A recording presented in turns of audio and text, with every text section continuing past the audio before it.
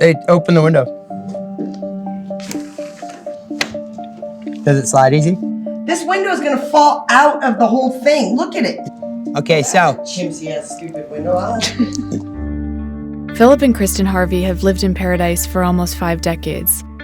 Okay, beat the bastard in until it doesn't take up no room and move on. Philip works in construction and Kristen is a waitress. When the campfire hit their town 6 months ago, the mobile homes where they live with their 3 daughters were burned down. Now they're rebuilding. It's 13'2", which means on my car hauler, it's gonna be low enough to go underneath an underpass. Planning ahead. Well, I mean, we lost everything. The city of Paradise estimates 2,000 to 3,000 people are now living here. The population used to be 26,000. How'd you guys decide to rebuild as opposed to, I don't know, taking off? Is it too damn poor to move anywhere? The majority of people in town are not people that came back to rebuild. The majority of people in town are poor bastards, couldn't afford to leave, or idiots like me that got some kind of family and can't find nowhere else to live now because there's nowhere to find. You can't find a place to live. Well, what are you guys doing for electricity and water right now? Yeah, and I pay my neighbor for electricity. And water, you're just using? The city water.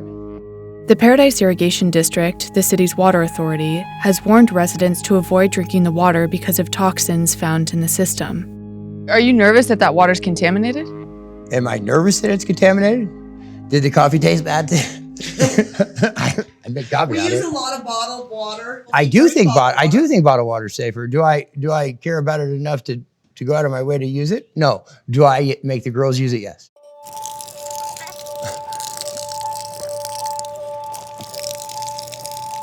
It just tastes like water.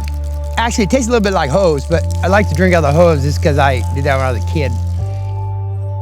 So far, the irrigation district has taken 600 water samples.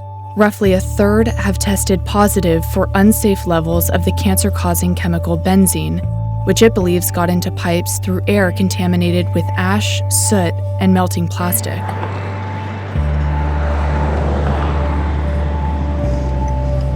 So we're going to 6491 Clark Road, the church here in town. That church was not burnt at all, so it's right there. I see it right now. Where are you going, honey? I'm going up on the grass. What? Kenneth? Husband and wife duo Ken and Laura Capra are 2 of the water department specialists who have been circling town since December. They live just outside Paradise. Their house survived the campfire and is on a separate water system, which so far is clear of benzene. So what we're doing right now is we're getting ready to take a sample. Some situations on our samples show that we're over the maximum contaminant levels, some show not. What we're trying to do right now is sample different services, especially standing structures, to see if their service connection is bad.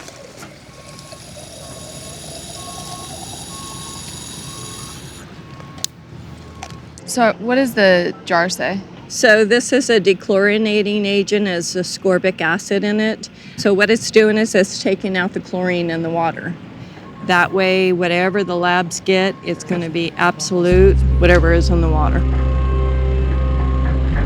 So these are some of the few homes that didn't burn down. That's correct. And are Yeah. people living here? Some people have returned, some people haven't. And can they use the water in there? If they use the water, it's not drinkable. Don't take hot showers, use lukewarm water, and use bottled water for drinking, especially in cooking. Would you even take a shower?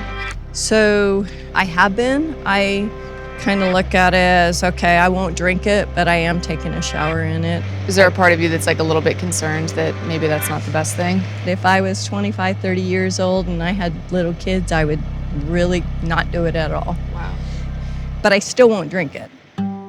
Making water safe to drink again will require testing and repairing a system that includes 172 miles of pipeline, a project the district estimates will take roughly 3 years and cost up to $300 million. And that's just a fraction of the campfire's overall cost. Removing debris is projected to be nearly $2 billion, while insurance claims have reached almost $12. So far, the governor's committed more than $800 million to wildfire prevention, response, and recovery, and state legislators are putting forward bills that incentivize people to build in cities, not in rural areas like Paradise. There's so much red tape to try and get money, funding, help. It takes so long to do it, and I think that's where everybody has a frustration. 8 hours to burn down this town is gonna take, what, a couple years to rebuild at least, and that's a really good start. But then you have like this church right here who puts out these banners, "We got this." They're there to help the community and show that there's gotta be hope in this town, and there is hope in this town. Otherwise, people would say, forget it, don't rebuild the water system because we're not coming back.